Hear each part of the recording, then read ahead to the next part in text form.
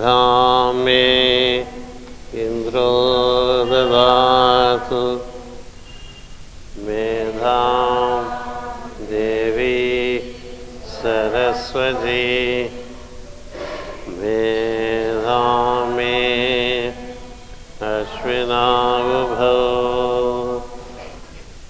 आधत्तां पुष्करसजाः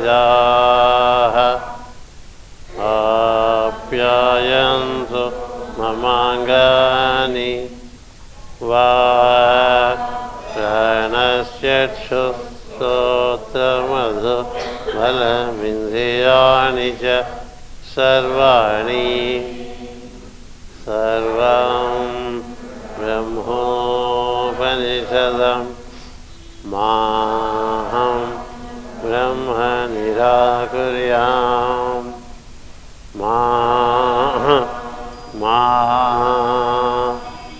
ब्रह्म निराकरोत् अनिराकरणमस्तु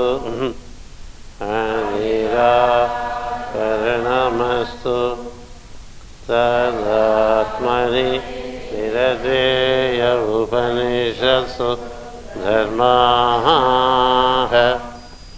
ते मये सन्तु ते मये सन्तु ॐ शान्ति शान्ति शान्तिः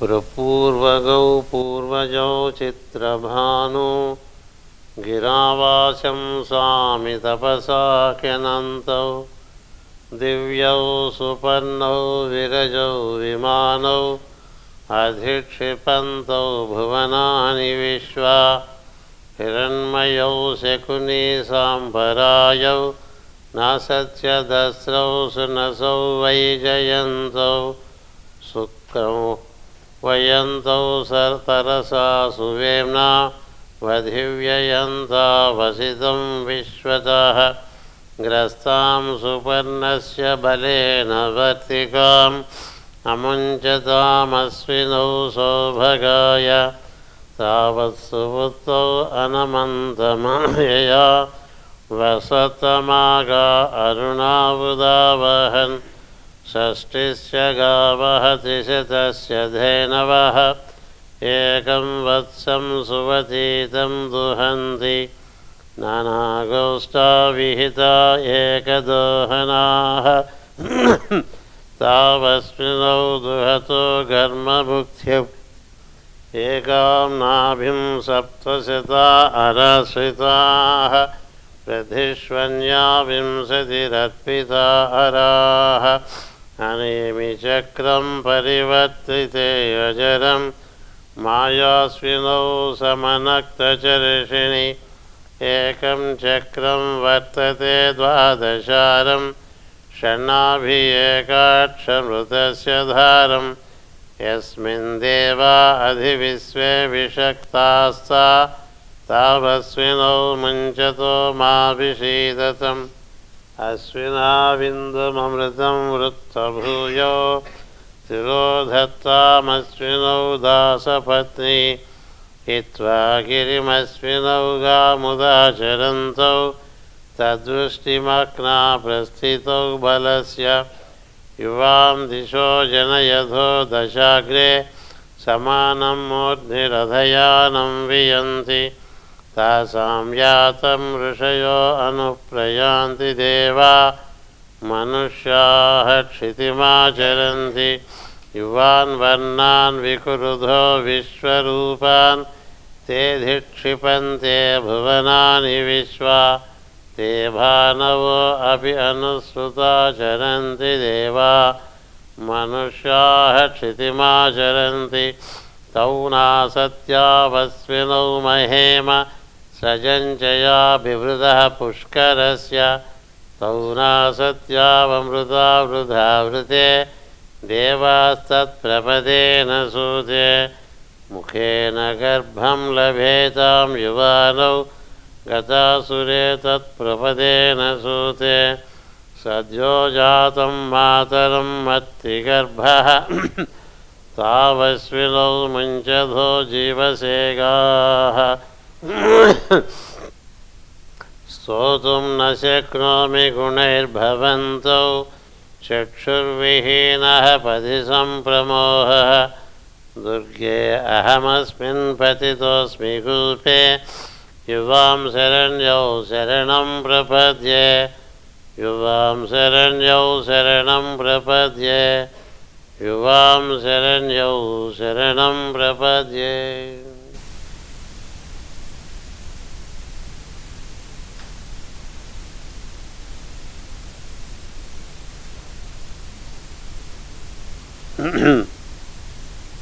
Hearty fraternal greetings and good wishes to all the brothers and the sisters. We have come to the final mantra, which is the 12th mantra. It is rendered like this. Stotum na shaknomi gunair bhavanto चक्षुर विहीनः पथि संप्रमोहः दुर्गे अहमस्मिन् पतितो अस्मि कूपे युवां शरण्यौ शरणं प्रपद्ये. Ultimately, Upamanyu sought from the Aswins that he may be lifted up from the well, bestowed the sight, not for his own sake, but for the sake of the cows that he has to take care of. That is the final of all prayers. Prayers for self-propitiation are not so much heard. Prayers to serve the surrounding life are responded. That's the fundamental of all prayers. Somehow the humanity is taught to pray for themselves. That's where we are all stuck. We pray for our health, we pray for our wealth, we pray for our problems, we pray for our well-being, all selfish activity. But here Upamanyu, having made such a profound prayer in 11 mantrams, he said, at the end of the 11th mantra, I need to come out of this darkness of the well. I need to gain the sight for the sake of the cows and their life. Jiva Segaha. For the sake of the cows. For the sake of the... And we pray, we have to think of the group that we are interested with. We have to think of the people that we relate to. It is for their sake you have to be in good stead.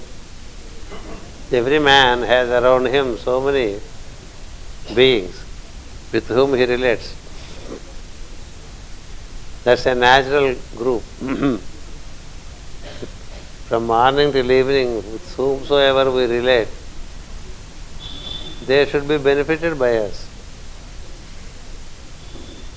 Not that we get benefited from them.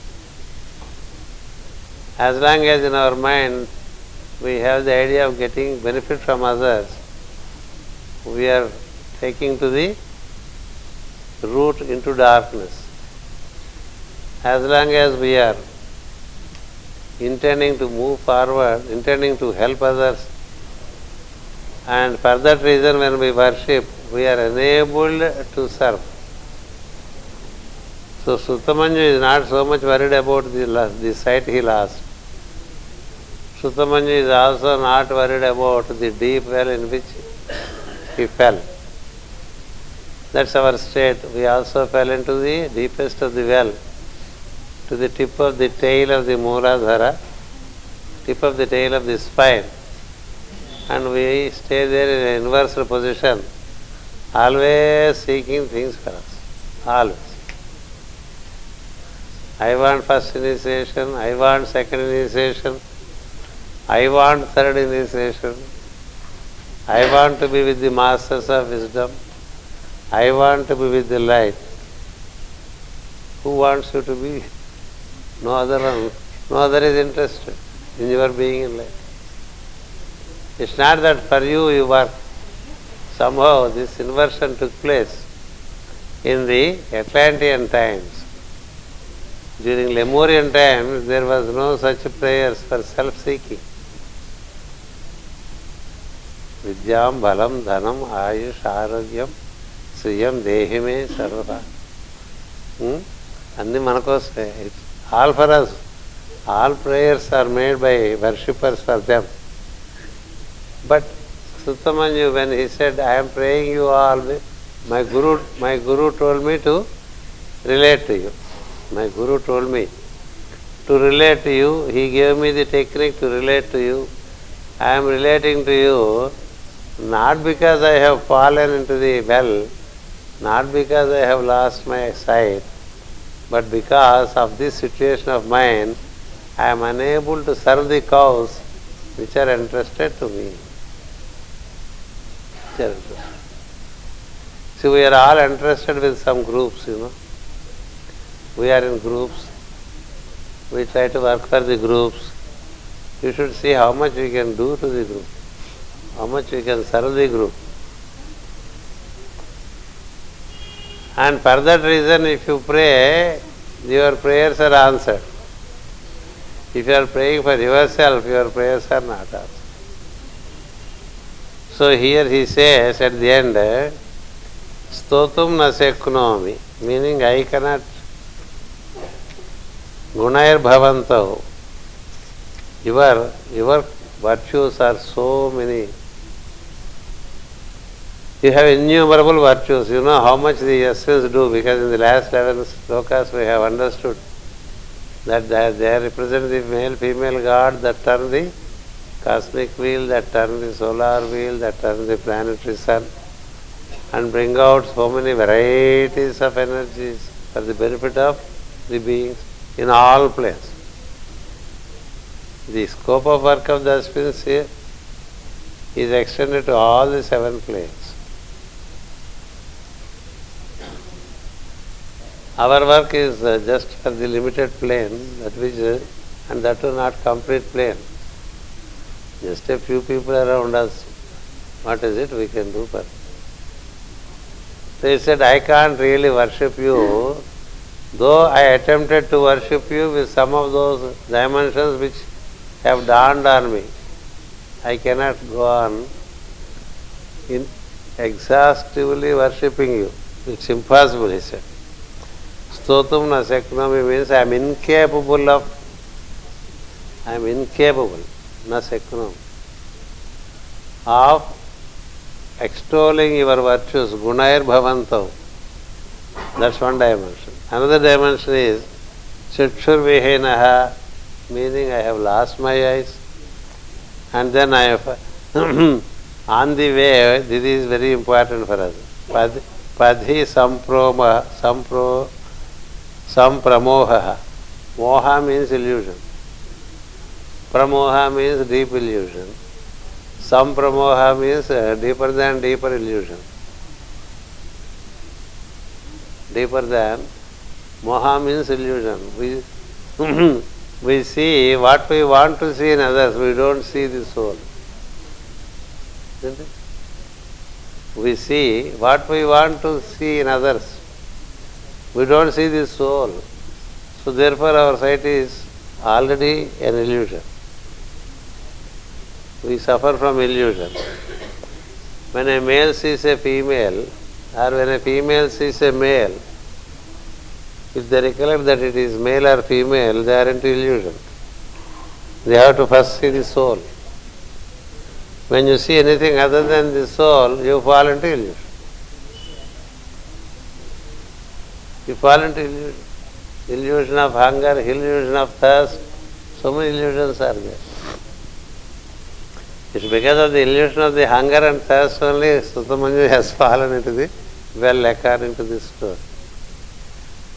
So he says, I am illusion, not only illusion, I am deeply illusioned.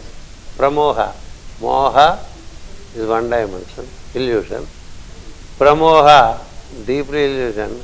Samyak pramoha, fully in all dimensions I am illusion. Do we ever think that we are in illusion? We are so deeply in the illusion that we don't even think that we are in illusion. Because we are accustomed to be in the illusion. Whatever we see is different from what it is. We see what we want to see. We don't see how it is. We see according to our angle we see. Likewise, when we listen also, we don't listen what is to be listened, we listen what we want to listen. That's why teachings get distorted. When it is listened, then when you transmit something else. That's how it happens. It's very common, we don't know even. Yesterday I told Navanitam, before leaving the class in the evening, tell Anna that I come back at 7:15. Tell Anna that I come back at 7:15. I went out and I was wearing my steps. He was telling Anna, Master will come back in 10 minutes. Kada?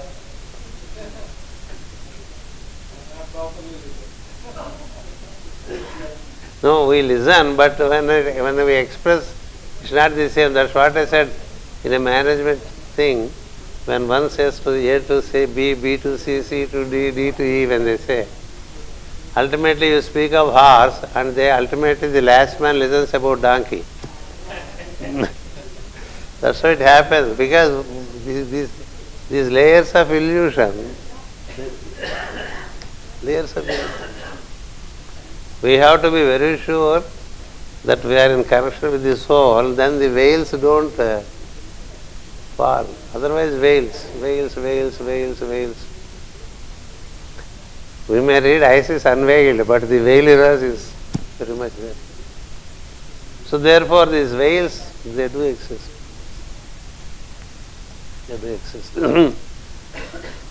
And if you have deeper veils, this veil is called moha. That's why someone whom we like so much in the beginning, after some time we don't like them so much. Isn't it? There is a saying in English, familiarity breeds contempt. Familiarity breeds contempt. When a man marries a lady or a lady marries a man, wow, they are in such a great liking for each other. But for how many days?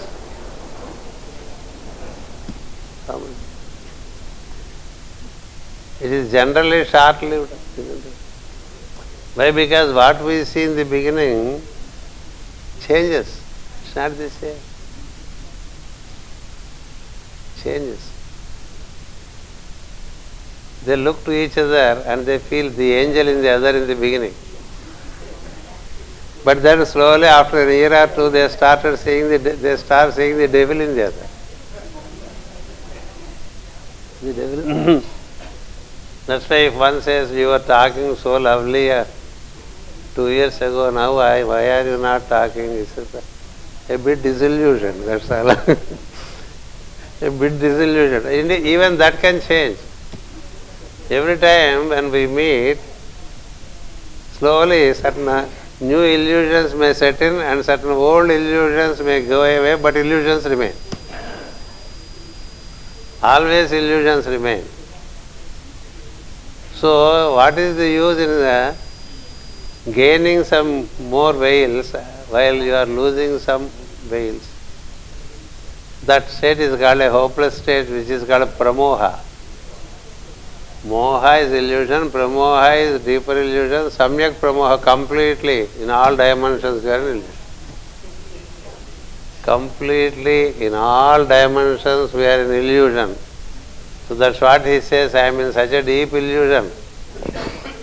It's already a great initiation to know that we are in illusion. It is already a great initiation to know that we are in illusion. It is already something when we know that we don't know.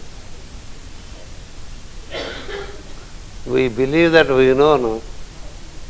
But what happens on the path to wisdom, you have to debrief all that you have known before you are briefed again.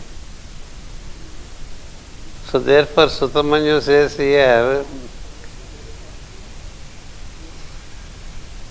having lost the sight, I have lost the path. Padhi means the path. On the path I am illusion. Sampramoha. Padhis sampramoha. Chakshur vihinaha. Second line. Padhi means on the path. Samyak pramoha. Meaning totally illusion. Losing sight means when you are not able to see the soul in the other form. Take it that you have no sight. You are blind. Take it that you have no sight when you cannot see the soul in the other. The moment we relate to the other being, the first thing that should come to our comprehension is, this is another soul like me. It is as much as I am. It's a being. As much a being as you are. That would enable the sight to remain. When this is lost, there is a veil. So veil after veil, veil after veil. So when Madame Blavatsky was in great hunger, she was told by her master, hunger is but illusion. Can we believe it? Can we believe? If we have timely breakfast, timely lunch, timely dinner, we smile. Isn't it? If something is missing today, for example, there is no breakfast, then it's already a crisis in the group. No breakfast. No breakfast. I know persons who feel that they die if they don't take breakfast. Personally, I know people, if they miss their breakfast, they think they will die. What an illusion. Hunger, thirst, they are basic things. And of course many things. Apart from that, there are so many things which we are illusioned. This boy, his illusion is hunger. That's where first day he was drinking the milk of the cows, and the teacher warned that these cows don't belong to you, how can you drink them? Second day he took the foam of the milk, meaning he milked. Otherwise where will the foam come? Again the teacher warned. He warned about this illusion of hunger. Third day he could not but look for some food and he ate some leaves. In plucking those leaves, touchwood, the nature wanted to teach him, something fell into the eye.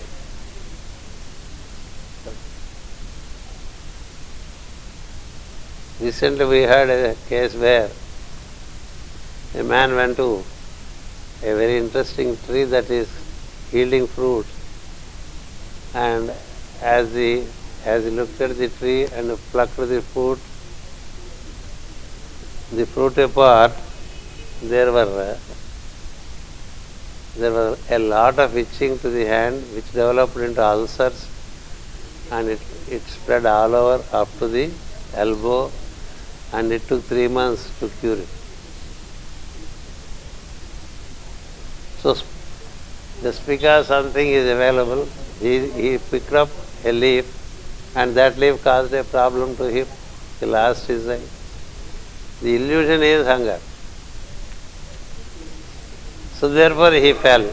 On the way I got illusioned and I fell into a deeper illusion now on the way.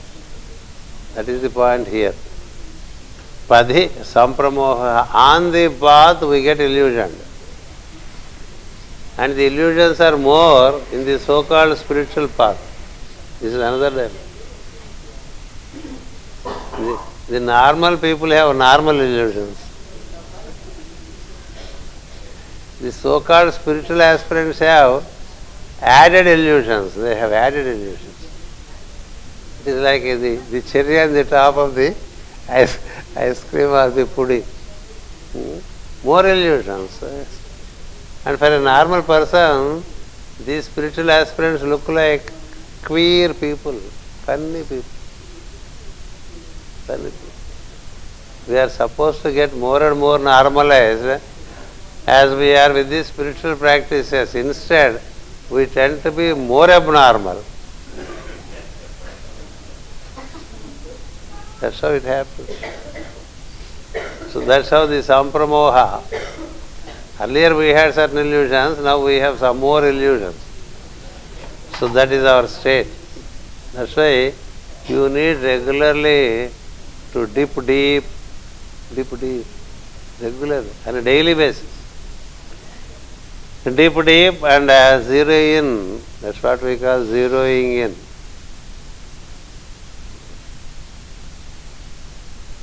Feel the I am and feel that I am. And when you move out, the basic connection we should have is that I am. When that I am is not anchored to illusions around us in innumerable numbers. That's what happens. So that's how he fell and he got into such an illusion. And now he is in an unsurmountable well. Durge ahamasmin patito asmi kupe. I have fallen into this well which I cannot by myself come out. Because the well is so deep, the illusion is so deep that I can't myself. By my effort I cannot come out of it. Durga means unsurmountable, impermeable. Durga. You can't pass over. You can't step over. You can't transcend. You can't surmount. Durga as kupe. Kupe means the well. Aham asmin patito. I have fallen into such a well that I cannot come. Cannot come out. So therefore, when I cannot come out, and when my teacher gave me a tool, with the help of that tool I have related to you, it is for you to save me or leave me like this.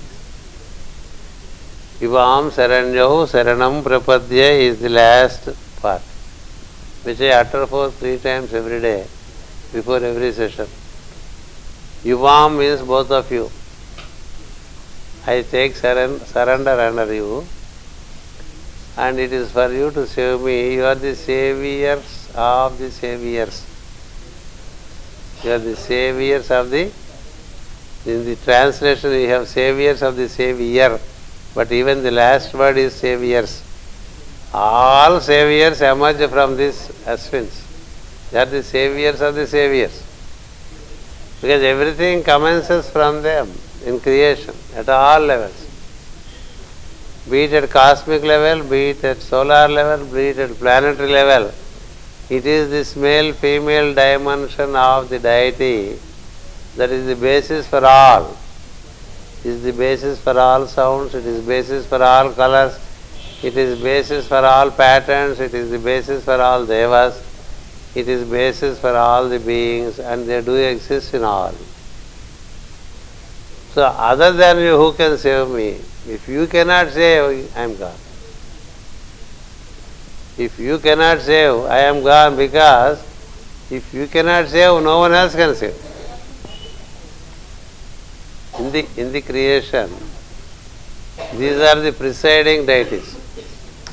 The male-female principle, that's the presiding deity. So all others are subordinate to them.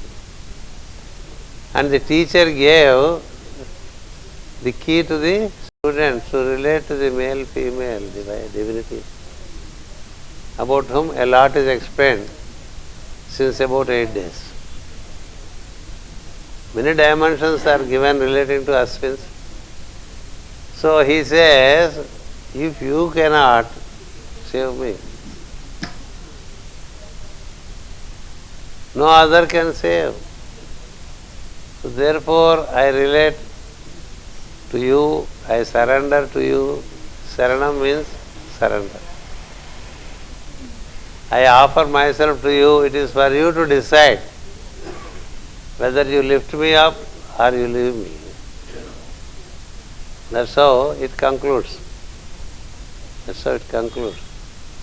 The human effort has its limit. The human effort has its limit. After having done entire effort that we could, then we can only wait, nothing has come. It has to be responded by grace. The human effort by itself cannot heal everything. Having done everything, you have to wait for the grace. So therefore the grace descended. The grace descended, the Aswins descended as in golden light. They entered into the well, and then they have lifted him up from the well. You know how the lift up is? There is a thread in us which will be developed through ardent devotion or with intense yoga practice. This thread is called Chitrini in us. Chitrini, meaning it is thread of consciousness. The thread of consciousness descends from Sahasrara to Mooladhara and lifts up the being from within. You are lifted up from your own well to the heart center, later further lifted up to the throat center, then to Ajna center, by which you are out of the well. So having lifted up and having bestowed sight, they offered some sticks of fuel as food to him for quick nourishment.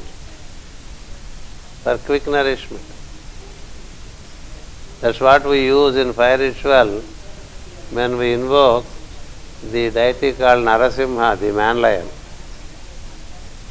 It's called Khadi in Sanskrit. It's full of fire.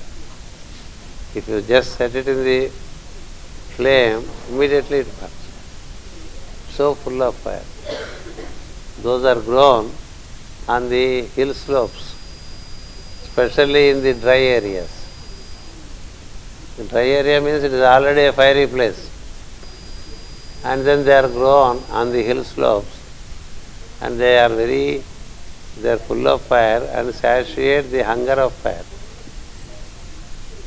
So they offered, come on, now that you have gained sight, you have come out, it's all because of the hunger you fell into it. Now you can eat them. But now the student or disciple is much more, I don't say much more wise, much less unwise. He knows that he should not eat. He knows. That's the beauty of the story. Now that you did your prayers, the Aswins of grace, they came back, they have lifted you up, and you got this sight. Got the sight means you are able to see this dimension of the soul, no more dimension of other things. More than the dimension of other things, he is able to see the soul dimension. So when the food was offered, he did not eat. He said, let me go to my teacher and give it to him. Let me go to my teacher and give it to him. It's because of him I could gain your grace.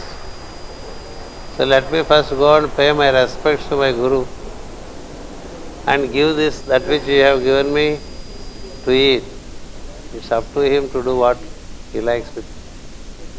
So he went to the teacher, he informed the episode, and he offered these few sticks of fuel. They are very slim in their stature. The teacher was very happy, extremely happy, for the discipline followed by the student, by which he has, whatever is to be attained is attained by the student. And he has no more illusion for hunger. No more illusion. See, hunger and thirst are also overcome when you have the dimension of the soul. So the teacher was very pleased and he gave it back to him. You can now eat. So he has eaten them. Not only eaten them, he has become a great initiate. Sutamanyu is one of the great initiates we have on the planet. And he went through the fire of discipline of this teacher, Dhaumya, about whose discipline I explained to you in the first class. He is an extremely disciplined teacher. He did not let his disciples, he did not let them loose. He was very Plutonian. That's why he is said to be carrying, he is an iron-teethed one. That's what we said. Remember? Iron-teethed one meaning Karshaya Sadanti. That's how he has a title.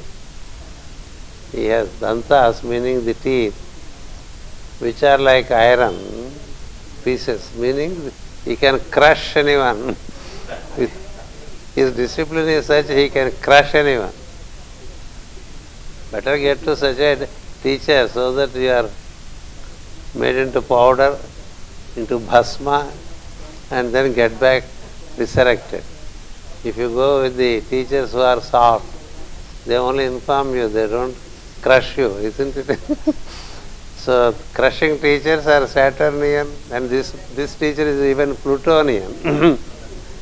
Very Plutonian, so the job is done very fast. In a matter of 8 days, no? Last Tuesday though we began, Wednesday morning we started the class. Today again is Wednesday. In 8 days, the student is enlightened. In 8 days. So that's how it is, and that is what this hymn speaks of. And Vedavyasa also speaks of the beauty of this hymn. He says this hymn, when regularly related to, not only you gain, for eye sicknesses also this is suggested. To gain eyesight, which you keep on losing, this is suggested because Aswins stands for the eyes. The two eyes represent anything appearing as two in us is full of Aswins. 2 ears, Aswins. 2 eyes, Aswins. 2 nostrils, Aswins. The upper and lower palates, Aswins. 2 hands, Aswins. Anything that you see as 2 is but 1, functioning as 2. So anything in us which is malfunctioning can be set right when we relate to Aswins. This is one dimension. Another dimension of this is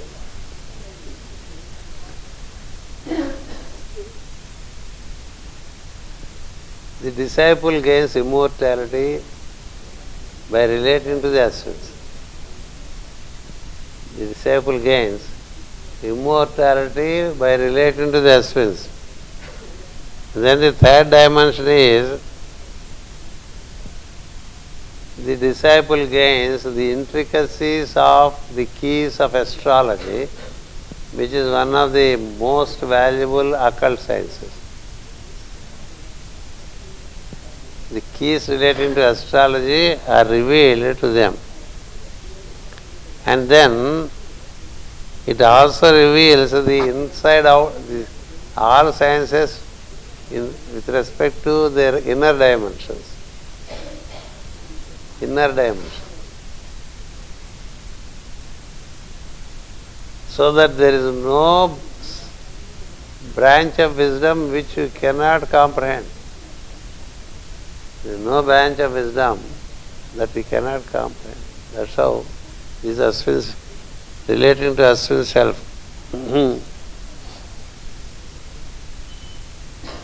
The Veda reveals itself.